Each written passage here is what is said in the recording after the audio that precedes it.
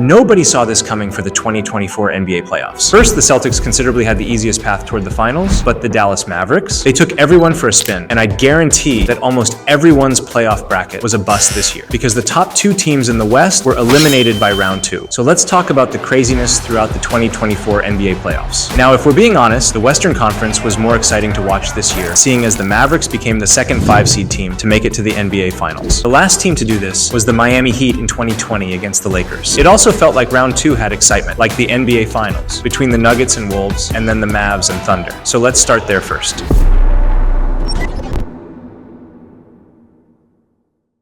For the first time in 20 years, the Timberwolves advance to the second round of the NBA playoffs, where tonight they begin a 7-game series against a familiar foe. For the second straight season, it's the Wolves and Nuggets, but this time the stakes are even higher. The winner moves on to the Western Conference Finals. Prior to round 2, the Timberwolves swept the Suns, which was absolutely bizarre since there was a lot of anticipation for the Suns trio, especially since they beat the Wolves in all 3 of their games this season, and the Wolves hadn't won a playoff series since 2004. Most predicted the Suns in 6, and well, to everyone's surprise, the Wolves didn't just win the series, but they swept the Suns. Now moving to the Nuggets, simply put, they were the defending champions and didn't have much of a problem beating the Lakers in round 1. So this matchup had a lot of eyes watching the defending champions against the team that held down first in the West for most of the season. This series took everyone by surprise. First, the Wolves won both games on the road. Everyone thought the Wolves had it in the bag and the Nuggets would never bounce back. I got the Minnesota Timberwolves winning it all, man. But then the Nuggets responded to shock everyone's expectations. The Nuggets ended up taking the next 3 games straight,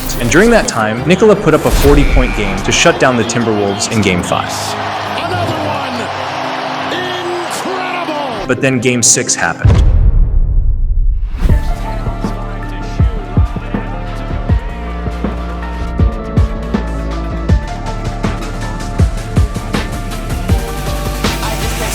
If you were betting on these games, your parlay probably didn't work out. After a roller coaster of a series, in the first quarter, the Wolves took a quick 12-5 lead right off the top, but it didn't last long as the Nuggets responded to tie the game. The Nuggets took full control of the game, and just at the top of the third quarter, they were up by 20. Clearly, everyone thought the Nuggets had it in the bag, but the Wolves didn't. The Wolves somehow closed the gap to 1 point in the third quarter and took the game back in the fourth, making it the biggest Game 7 comeback in NBA playoff history.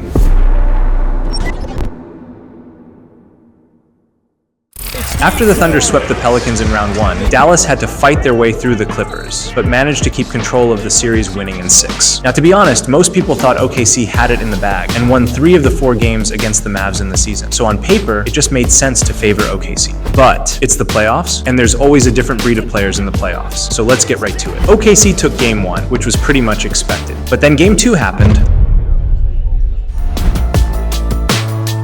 The Mavs took over Game 2 on the road, and then also won Game 3, now leading the series. For the first time, the idea of OKC losing in round 2 sunk in. But OKC wasn't going down without a fight after being down by 14 points in Game 4, and then making the comeback to win the game and tie the series. On a side note, this bettor would have made $1.7 million if OKC won the NBA title. Back in May 2023, he made a 3-pick parlay for the Texas Rangers to win the 2023 World Series, the KC Chiefs to win the 2024 Super Bowl, and OKC to win the 2024 NBA Finals. But after Game 4, and the craziness of the series, he decided to cash out at $75,000. And well, he made the perfect decision, because for the next 2 games, Dallas continued to show why they were part of the NBA Finals conversation.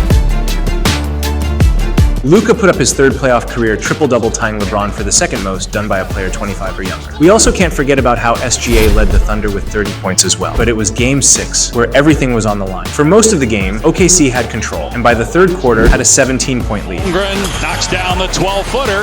Lively did. On top of that, SGA was on fire, putting up a 36-point game overall, which was more than any other player between both teams. But if you don't know by now, Dallas has been here before. They were 3rd and 4th quarter comebacks in the 2023-24 season. As the Mavericks took control back, they showed how dangerous they could be, and it was only the second round. Prior to the playoffs, the Celtics were obviously the favored team after coming off a 64-win season that also included one of the highest scoring margins in NBA history at plus 11.4 per game. But their path to the NBA Finals was just not the same as the Mavs. In round 1 against the Heat, Jimmy Butler was out for the whole series, so it was pretty much handed to the Celtics. But it also seemed that way in round 2, and the conference finals as well, since Donovan Mitchell missed the final 2 games for the Cavs Cavs, and then Tyrese Halliburton was out for the final 2 games as well. Now, despite having the easiest road to the finals, the Celtics were still the best team in the league regardless, and still likely would have beat out the Heat, Cavs, and Pacers. Maybe just not as easily. But in the West, the Thunder, Nuggets, and Wolves were a roller coaster all season, going back and forth between the top spot. All 3 teams were easily contenders for an NBA Finals, but in this case, there could only be one. That said, with the Thunder ending up at the top of the West, they became the youngest team in NBA history to do so. Round 1 was a roller coaster overall, and surprisingly, only 2 teams swept, but what was more surprising about that was the Wolves against the Suns. As for the Thunder, it just made sense. But 2 other teams just missed a sweep. The Nuggets beat the Lakers in 5, and surprisingly enough, the Celtics beat the Heat in 5 too. But the real suspense came from the Clippers and Mavs and Knicks and Sixers series.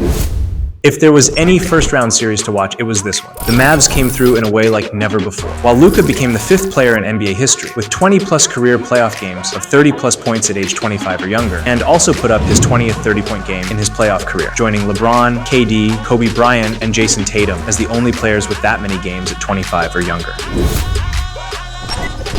I mean, this one was fun to watch. Jalen Brunson had 4 39-plus point games, becoming the first player since Michael Jordan to do so. In Game 3, Joel Embiid became the first Sixer to score 50 points in a playoff game since Allen Iverson. But then the next game, Jalen Brunson put up 47 points, making a new franchise record with the highest points scored by a Knicks player in the playoffs. By this point, the Knicks led the series 3-1. Stepping into Game 5 with the Sixers facing elimination, Tyrese Maxey was the star of the game, putting up 46 points, and this clutch shot to send the Sixers to overtime and forcing a Game 6. But despite the efforts from the Sixers, the Knicks took the series in Game 6.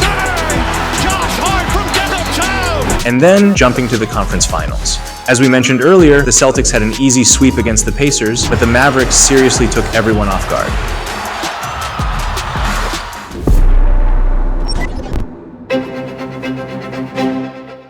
It was clear that the Wolves were the favored team in this series. It kind of felt like the Pacers, where they beat out the Bucks, and then people were like, okay, but can you beat out the Knicks? And that's exactly what the Mavs did on the Wolves. After beating the Thunder, everyone was shocked. So the question lingered, could they actually beat the Wolves? Throughout the season, the Mavs only won 1 of the 4 games in the regular season. But this series was a shocker once again. The Mavs won the first 3 games of the series, and for the first time since 2011, the idea of the Mavs winning an NBA title started to sink in. It honestly felt like it was Minnesota's time after beating the Nuggets. But these Mavs were on another level, and it showed as they won the series 4-1. I'd say that most people wanted the Mavs to win the whole thing at this point.